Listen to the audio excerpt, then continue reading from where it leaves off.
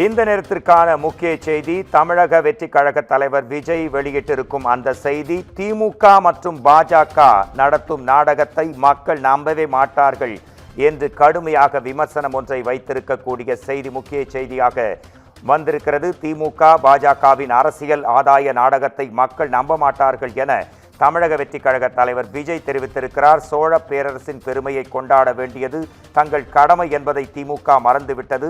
பாஜகவிடம் தமிழ்நாட்டை அடகு வைத்ததைப் போலவே தமிழர்களின் பெருமையையும் திமுக அடகு வைத்து விட்டதாகவும், கீழடி தமிழர் நாகரிகத்தை மூடி மறைக்க முயலும் பாஜக அரசு இது கபட நாடகமின்றி வேறென்ன என தமிழக வெற்றிக் கழக தலைவர் விஜய் காட்டமாக கருத்து தெரிவித்திருக்கிறார். இது குறித்து நமது குமுதம் செய்தியாளர் சிவகுமார் தரும் ஆய்வறிக்கையை தற்போது விளக்கமாக கேட்கலாம். திமுக மற்றும் பாஜக நடத்தும் நாடகத்தை மக்கள் நம்ப மாட்டார்கள். தமிழின் தொன்மையை உணர்த்தும் பல்வேறு விஷயங்கள் மூடி மறைக்கப்படுவதாக தமிழக வெற்றிக் கழக தலைவர் விஜய் அறிக்கை ஒன்றை வெளியிட்டிருக்கிறார். இது தற்போது முக்கிய செய்தியாக வந்திருக்கிறது. உங்கள் பக்கத்து செய்தி என்ன? உங்களுக்கான நேரம் சிவகுமார்.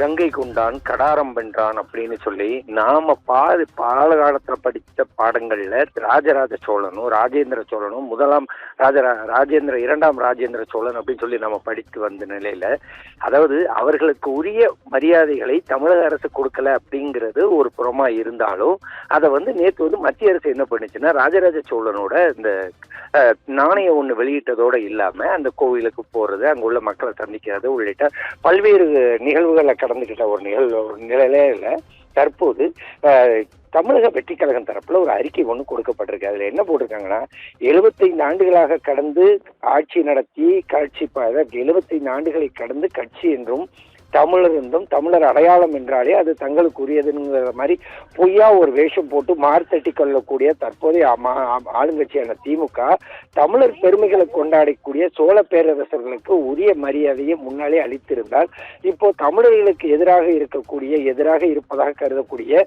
மத்திய பாஜக இதை கையில் எடுத்திருக்காதுன்னு, இதையெல்லாம் செய்யாமல் மத்திய பாரத பிரதமர் வருகை தமிழ்நாட்டுக்கு பெருமை என வாஞ்சியாக சொல்லி சிலாகிக்கிறது இந்த வெற்று மாடல் விளம்பர திமுக அரசுன்னு குறிப்பிட்டிருக்காரு. அவரு சோழ பேரரசோட பெருமையை கொண்டாட வேண்டியது தங்கள் கடமைங்கிறத மறந்து மத்திய பாஜக அரசோட கையில அடைக்கலம் புகுந்து தமிழகத்தை அடகு வச்சது போலவே இப்போது தமிழர்களின் பெருமைகளையும் அடகு வைக்க துணிஞ்சிருக்குது திமுக அரசு அப்படின்னு குறிப்பிட்டிருக்கிறாரு. கீழடியில கிடைத்த அசைக்க முடியாத ஆதாரங்களை மறைத்து தமிழர் நாகரிகத்தையும் வரலாற்றையும் மூடி மறைக்க முயலக்கூடிய பாஜக அரசு அப்படின்னு சொல்லி குற்றம் சாட்டியிருக்க அவரு இப்போது இங்கு சோழர்களின் பெருமை பற்றி பேசி இருக்கிறாங்க. முழுக்க கபட நாடகம் இன்றி வேற என்னன்னு குறிப்பிட்டிருக்கிறவர், ஏற்கனவே அரசியல்ல கபட நாடகம் போடுவதையே இயல்பாக கொண்ட திமுக இப்போது மத்திய பாஜக அரசோட பணிந்து வணங்கி தங்களது மறைமுக உறவினருக்கு விசுவாசத்தை காட்டி இருக்குது.